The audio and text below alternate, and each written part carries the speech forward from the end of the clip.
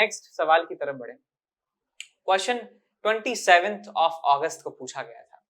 A uniform conducting wire of length 24A, 24A wire की total length है and resistance is R, is wound up as a current carrying coil in the shape of equilateral triangle of side A in the form of and then in the form of square of side A. These coils connected to voltage source V0. The ratio of magnetic moment of the coils in case of equilateral triangle to that for square is 1:y. तो पहले जो मेरे पास रस्सी है उस रस्सी से मैंने ट्रायंगल बना दिया है, उसके बाद उस रस्सी से मैंने स्क्वायर बना दिया है। साइड दोनों ही केसेस में a के बराबर रखी हैं। देखिए जब मैं इसको ट्रायंगल बनाऊंगा इक्विलैटरल ट्रायंगल, तो इसका जो पेरीमीटर है वो कितना आ जाएगा आपके पास a 3a। तो मैं कह सकता हूं कि मुझे 24a पूरा वायर का लेंथ इस्तेमाल करने के लिए नंबर ऑफ टर्न्स जो इस्तेमाल करेंगे दैट विल बी 8। 8 के बराबर जो है नंबर ऑफ टर्न्स मुझे इस्तेमाल करने होंगे। और जब मैं इसे स्क्वायर लूप बनाऊंगा तो इसका पेरीमीटर कितना हो गया, एक स्क्वायर लूप बनाने के लिए मुझे 4a लेंथ का वायर चाहिए, मेरे पास 24a है, तो मुझे 6 नंबर ऑफ टर्न्स जो हैं 6 बार जो है इसको लपेटना होगा। तो नंबर ऑफ टर्न्स यहाँ पे मिल जाते हैं 6 के बराबर। रेजिस्टेंस बिल्कुल सेम रहेगा, यहाँ भी रेजिस्टेंस सेम, यहाँ भी रेजिस्टेंस सेम, अभी भी पूरे वायर का रेजिस्टेंस सेम R के बराबर है। तो हमसे रेशियो ऑफ मैग्नेटिक मोमेंट पूछा है। देखिए मैग्नेटिक मोमेंट जो होता है उसका फॉर्मूला होता है NIA। तो इन दोनों का एरिया जो है अलग अलग है लेकिन करंट दोनों में सेम है। तो मैं यहाँ पे लिख सकता हूँ that M1 by M2 is equals to N1A1 divided by N2A2 लिख सकते हैं।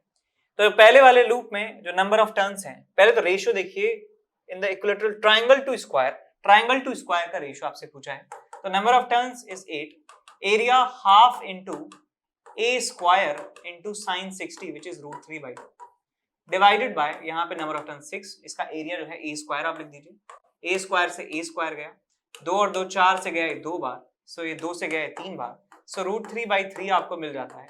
आंसर आ जाएगा 1 by root 3। So 1 by root 3 ratio होगा, तो यहाँ से y की वैल्यू जो है कितनी हो जाएगी आपके पास 3 के बराबर। ठीक बात कर लेंगे। Hello my dear students, I am Neeraj Kumar Chaudhary और फिजिक्स टीचर। बच्चों एक बहुत इंपॉर्टेंट इंफॉर्मेशन देनी है। अनअकैडमी पे T20 टेस्ट सीरीज स्टार्ट हो रही है 7th of अक्टूबर से, जो कि 7th of अक्टूबर से लेके 29th of अक्टूबर तक चलेगी। डेली टेस्ट होगा 6:30 से लेके 7 PM तक, ठीक है ना। और ये टेस्ट जो लोग अपना IIT JEE का एग्जाम 2022 में देना चाहते हैं, यानी कि ड्रॉपर्स और 12th के बच्चे 2023 में देंगे 11th के बच्चे, और जो 2024 में देंगे यानी कि 10th के स्टूडेंट, उनके लिए प्लान की गई है। ठीक है बच्चों, डेली टेस्ट होगा, डेली रिजल्ट आएगा उसी टाइम और डेली अवार्ड्स है इसमें। अगर रैंक 1 आती है आपकी तो आपको 5,000 रुपए का अमेजॉन का वाउचर, 2 to 6 को 3,000, 7 to 20 को 2,000, ठीक है ना। और बच्चों आप अगर विनर हो तो आपको 20% का स्कॉलरशिप भी मिलेगा अगर आपकी रैंक 1 से लेके 50 तक आती है, अगर आप कोई भी सब्सक्रिप्शन लेते हो तो, ठीक है ना। तो बच्चों बहुत ही अच्छा मौका है, जल्दी से जल्दी इसमें एनरोल कर लीजिए। और एनकेसी सर लाइव कोड डालना ना भूले, ठीक है बच्चों। चलिए बेस्ट ऑफ लक। अब बढ़ते हैं आगे अगले सवाल की तरफ। 31 अगस्त को पूछा गया था इवनिंग में, current of 1.5 ampere is flowing through a triangle of side 9 centimetre each, the magnetic field at the centroid of the triangle is. तो ट्रायंगल के सेंट्रॉइड यानी कि जो उसका सेंटर है वहां पे पूछा गया है कि कितना होगा magnetic field. assume that the current is flowing in the clockwise direction। तो ये हमारे पास एक इक्विलैटरल ट्रायंगल है, क्लॉकवाइज सेंस में करंट फ्लो हो रहा है। तो एक बात तो श्योर है कि करंट का सेंस यदि सेम है इस क्लोज लूप में, तो इसकी वजह से जो मैग्नेटिक फील्ड का डायरेक्शन है, इसकी वजह से जो मैग्नेटिक फील्ड का डायरेक्शन है, इसकी वजह से जो मैग्नेटिक फील्ड का डायरेक्शन है, वो एक समान होने वाला है यदि एक ही सेंस में करंट फ्लो हो रहा है तो बिना डायरेक्शन चेंज किए। तो इसकी वजह से भी मैग्नेटिक फील्ड अंदर की तरफ होगा सेंटर पर, इसकी वजह से भी यहाँ पर सेंटर पर, इसकी वजह से भी यहाँ पर सेंटर पर मैग्नेटिक फील्ड होने वाला है। बिकॉज ये इक्विलैटरल ट्रायंगल है तो ये तीनों साइड्स इस सेंटर के रेस्पेक्ट में बिल्कुल आइडेंटिकल तरीके से प्लेस्ड हैं। तो मैग्नेटिक फील्ड का जो मैग्नीट्यूड है इसकी वजह से वो बराबर होने वाला है। तो यदि मैं एक वायर की वजह से यहाँ पे मैग्नेटिक फील्ड निकाल लूं तो 3 times B0 जो है हमें टोटल मैग्नेटिक फील्ड मिलने वाला है। तो मैं एक वायर की वजह से मैग्नेटिक फील्ड निकालूंगा और जो है 3 से उसको मल्टीप्लाई कर दूंगा। ये बात समझ में आ गई क्यों एक समान रहने वाला है? बिकॉज यार देख लो, ये जो एंगल्स हैं, ये एंगल्स जो हैं 60 और 60, ये इन तीनों वायर्स के लिए सेम है, तीनों वायर्स के लिए सेम है, 60 60 60 60। और डिस्टेंस, ये जो परपेंडिकुलर डिस्टेंस है, ये भी तीनों के लिए बराबर है। तीनों वायर के magnitude of magnetic field will be same. तो मैं फॉर्मूला यहाँ पे लगाऊंगा फाइनाइट वायर की वजह से मैग्नेटिक फील्ड का फॉर्मूला। पहले आप परपेंडिकुलर डिस्टेंस निकाल लीजिए वाली। We have to find first of all the perpendicular distance from this point from this wire. कैसे निकालेंगे? ये आपके पास 60 डिग्री है और ये आपके पास साइड है a/2। ये आपको निकालना है, लेट्स कॉल दिस x। तो यहाँ से मैं tan थीटा लिख सकता हूँ, this upon this is equals to tan 60. So a upon 2x is equals to tan 60, which is sin 60 upon cos 60 is √3. So x की वैल्यू मिल जाती है a upon 2√3। ये वाला एंगल अल्फा कहलाता है, which is 60। This angle is called beta, ये भी 60 है। इस फाइनाइट वायर के जो एक्सट्रीम एंड्स हैं वो इस पॉइंट पर कितना एंगल सबटेंड कर रहे हैं, 60 और 60 रेफरेंस के साथ। तो यहाँ पे फॉर्मूला लगाइए, μ0/4 I/r/x sin alpha plus sin beta. ये आपने फॉर्मूला पढ़ा होगा।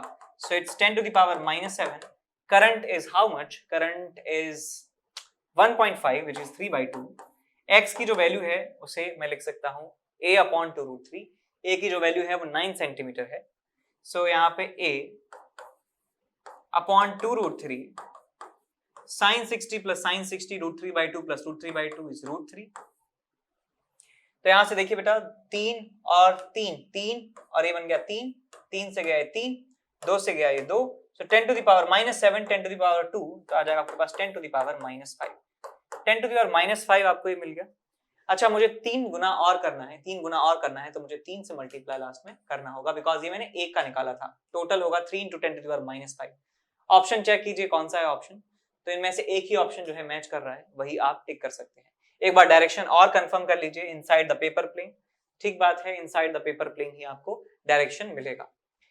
सवाल आसान था, कर सकते हैं, बहुत आसान सवाल था। ऐसे सवाल HCV में दिए हुए हैं, ऐसे सवाल NCERT में आपको दिए हुए हैं। ठीक है, ज्यादा कोई लेवल है नहीं अभी तक जितने भी सवाल हमने किए हैं। नेक्स्ट इसके बाद सवाल सॉल्व करते हैं जो 31 अगस्त इवनिंग शिफ्ट में आपसे पूछा गया था। सवाल आपसे कहता है कि magnetic field vector of an electromagnetic wave is given by this B0 I plus J by √2। This is unit vector जो डायरेक्शन को बता रहा है, cos kz minus omega t।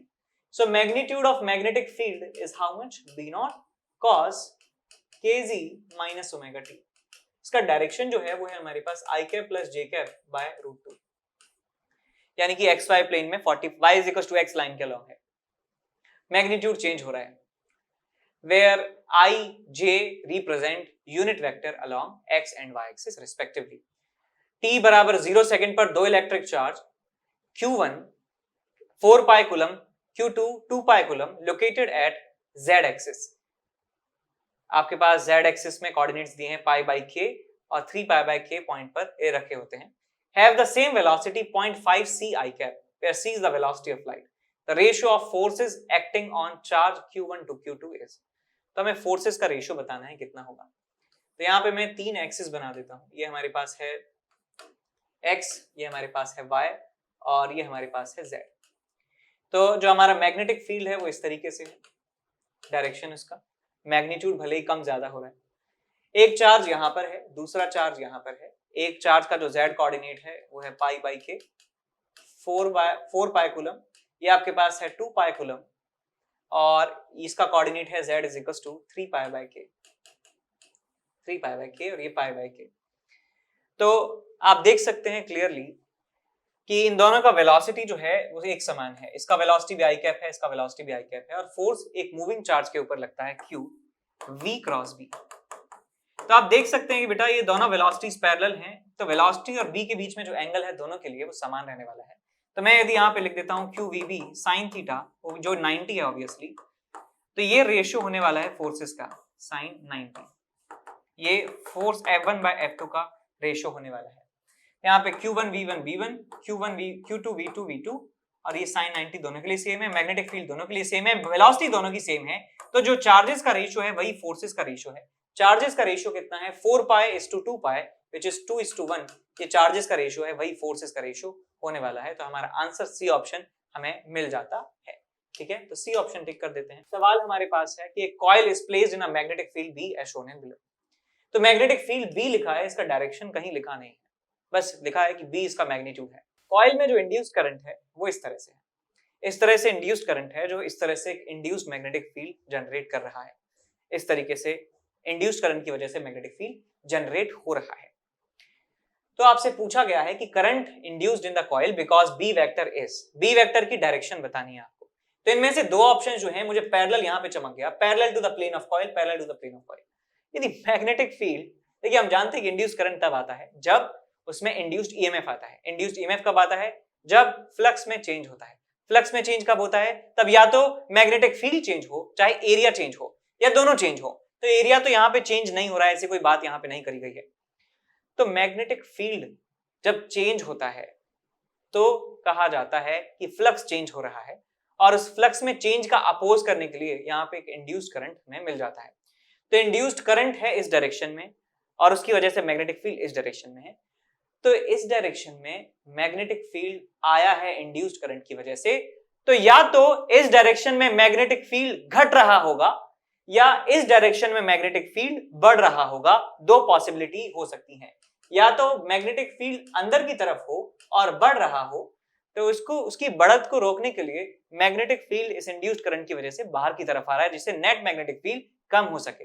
या फिर दूसरी पॉसिबिलिटी ये है कि मैग्नेटिक फील्ड बाहर की तरफ हो और डिक्रीज हो रहा हो, तब भी इस डायरेक्शन में इंड्यूस्ड करंट होने वाला है। ऑप्शंस चेक कर सकते हैं अपने कि आउटवर्ड डायरेक्शन में होगा तो डिक्रीज होगा टाइम के साथ, तो ये सही लिखा है। सी ऑप्शन पढ़ लेते हैं, outward and increasing with time, no, inward and increasing with time, then the direction of induced current will be in anti-clockwise sense। तो ये सवाल यहाँ पे हम डिस्कस कर रहे हैं। क्वेश्चन आपसे कहता है at very high frequencies, frequencies जब बहुत ज्यादा हाई है तो effective impedance of this given circuit will be equal to, तो ये जो पूरा सर्किट आपको दिखाई दे रहा है इसका इक्विवेलेंट या टोटल इंपीडेंस आपको बताना है कितना होगा। तो हम एक बात तो जानते हैं कि जब एसी सप्लाई लगाई जाती है इंडक्टर कैपेसिटर के अक्रॉस तो एक रेजिस्टेंस की तरह ही बिहेव करते हैं, और उसके लिए हम एक क्वांटिटी डिफाइन करते हैं, that is called inductive reactance and capacitive reactance. Reactance जो है डिफाइन करते हैं। तो XL की यदि मैं बात करूं तो होता है आपके पास omega into L, omega is 2 pi f into L, और यदि मैं बात करूं कैपेसिटिव रिएक्टेंस की तो होता है 1 upon omega C, so it's 1 upon 2 pi f into C. अब जब कहा गया है, सबसे पहली लाइन में कह दिया है कि वेरी हाई फ्रीक्वेंसी, तो इसका मतलब ये एफ की जो वैल्यू है वो बहुत बहुत ज्यादा है, बहुत बहुत ज्यादा है। तो यहां पे कह सकता हूं कि जो एक्सएल है उसका रेजिस्टेंस, एक्सएल इंडक्टर का जो रिएक्टेंस है या कहें रेजिस्टेंस है वो बहुत ज्यादा होने वाला है। और यहां पे कहूं कि इस एक्सी के बारे में बात करें तो ये इसका फ्रीक्वेंसी बहुत ज्यादा होने से ये वाली जो क्वांटिटी है बहुत ज्यादा छोटी होने वाली है, ऑलमोस्ट जीरो के बराबर होने वाली है। तो इस कंडीशन में हम क्या करते हैं, कैपेसिटर को हटाकर प्लेन वायर लगा देते हैं और इस इंडक्टर वाला जो ब्रांच है उसको ओपन कर देते हैं। तो हम यहाँ पे क्या करने वाले हैं, इस कैपेसिटर को हटाकर हम एक प्लेन वायर लगाने वाले हैं। एक प्लेन वायर जो है यहाँ पे लगाने वाले हैं, कैपेसिटर को भूल जाइए, और इस इंडक्टर के अक्रॉस जो ब्रांच कनेक्टेड है उसको हम रिमूव कर देंगे, ओपन सर्किट बना देंगे। तो ये आपको सर्किट कुछ इस तरीके से मिलता है, ये एक प्लेन वायर है, ये ओपन सर्किट है, ठीक है। तो इस वाली ब्रांच में कोई भी करंट नहीं जाने वाला है। करंट यदि जाएगा, और अच्छा इसको भी आपको फ्लैट करना है, ठीक है, ये भी आपको फ्लैट करना है, ये भी एक फ्लैट करना है आपको। ये सब कैपेसिटर को भूल जाइए। तो आपको सर्किट मिलता है कुछ इस तरीके से, ये आपके पास है 1 ओम और हमारे पास है यहाँ 2 ओम, और नीचे हमारे पास इसको भी फ्लैट करना है तो ये हमारे पास है 2 ओम।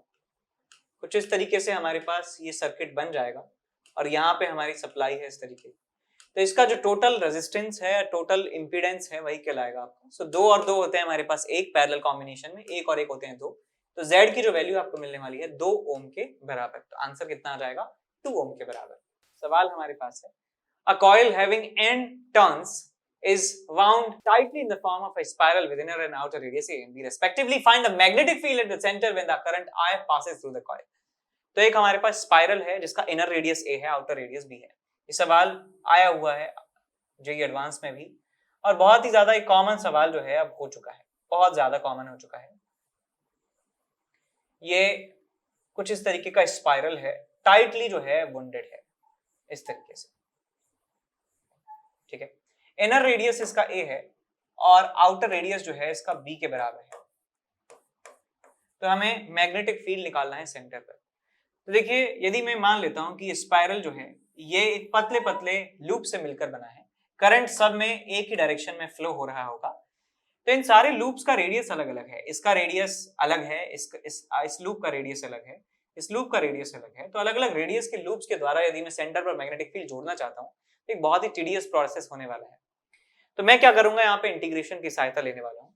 तो इंटीग्रेशन कैसे करेंगे, मैं मान लेता हूँ यहाँ से x रेडियस का एक लूप मान लेता हूँ और इस लूप का जो थिकनेस है मैं मान लेता हूँ dx के बराबर है.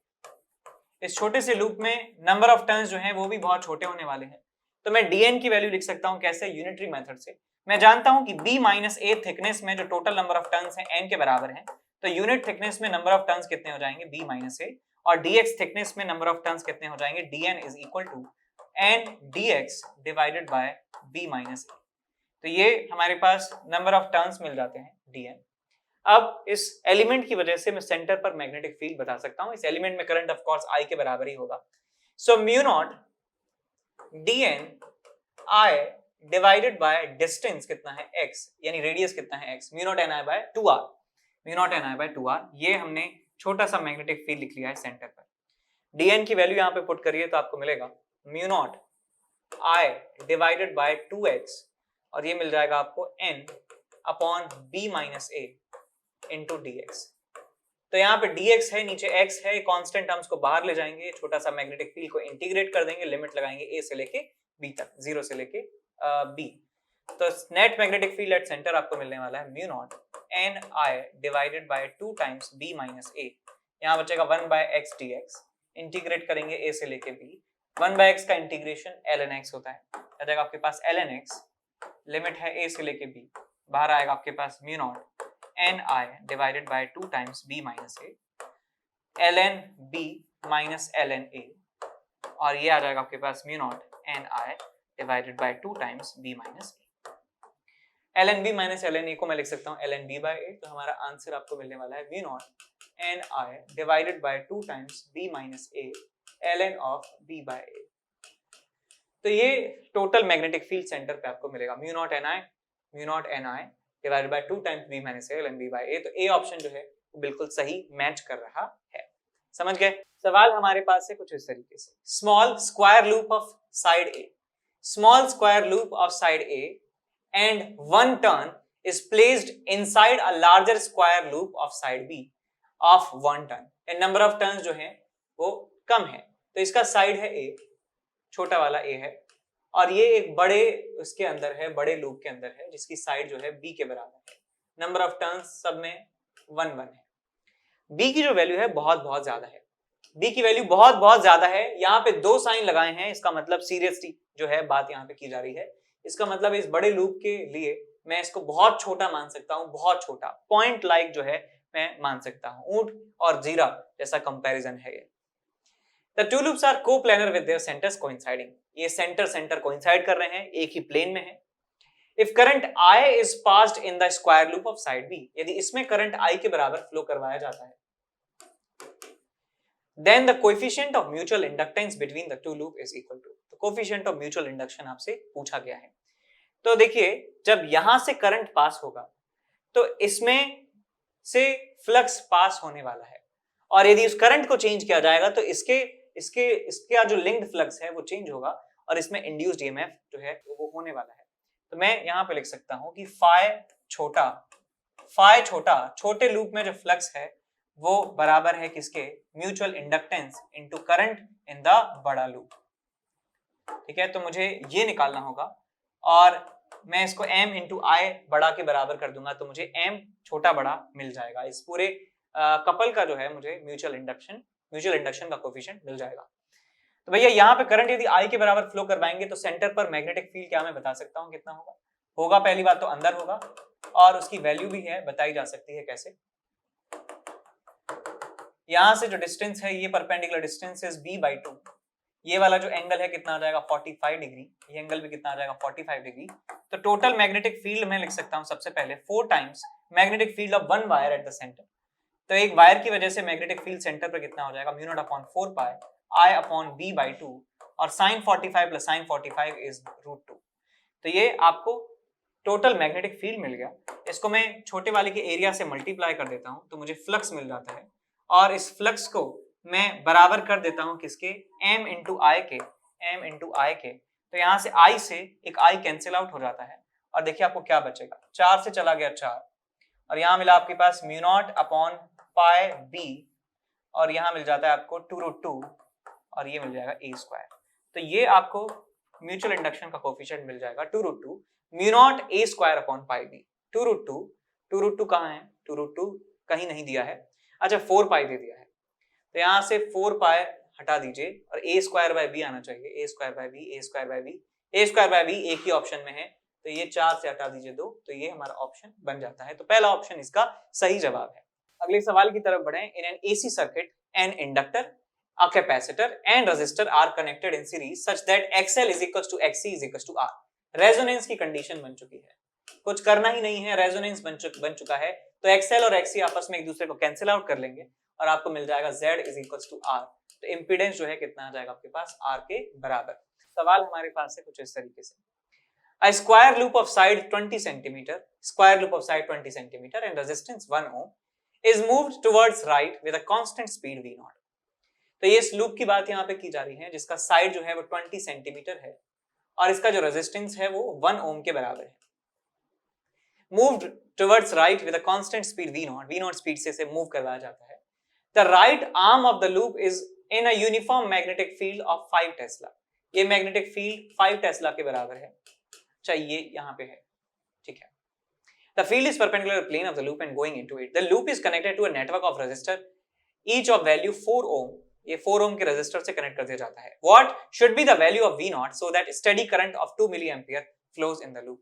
तो यहाँ पे 2 एम्पियर के बराबर करंट जो है फ्लो होना चाहिए, और इस वायर का खुद का रेजिस्टेंस जो है कितना है, 1 ओम के बराबर इसका खुद का रेजिस्टेंस है। तो ये बात तो हम समझ गए कि ये जो लूप है ये जब ट्रेवल होगा इस मैग्नेटिक फील्ड में मूव करेगा तो एक ईएमएफ यहाँ पे इंड्यूस होने वाला है, वो मैं बता सकता हूँ कितना होगा, BVL के बराबर होगा। सो यहाँ पे इंड्यूस्ड ईएमएफ होगा B V into L के बराबर, ये वाली जो लेंथ है, और इस इंड्यूस्ड ईएमएफ की वजह से इस पूरे सर्किट में करंट फ्लो होने वाला है। यहाँ देखिए ये 4 और 4 8 और 4 और 4 8 8 और 8 4, ये बेसिकली P और Q के बीच में 4 ओम का रेजिस्टर लगा है, 4 ओम का। तो 4 ओम रेजिस्टेंस यहाँ है, एक बार दोबारा बना देता हूँ। 4 ओम इक्विवेलेंट है P और Q के बीच में, P और Q के बीच में इक्विवेलेंट जो रेजिस्टेंस है वो 4 ओम के बराबर है, because these two are in series and these are in parallel combination। तो 4 ओम ये है, लूप का खुद का रेजिस्टेंस 1 ओम है, और लूप के इस तरफ जो है इंड्यूस हो रहा है ईएमएफ जिसकी वैल्यू कितनी है, BVL के बराबर।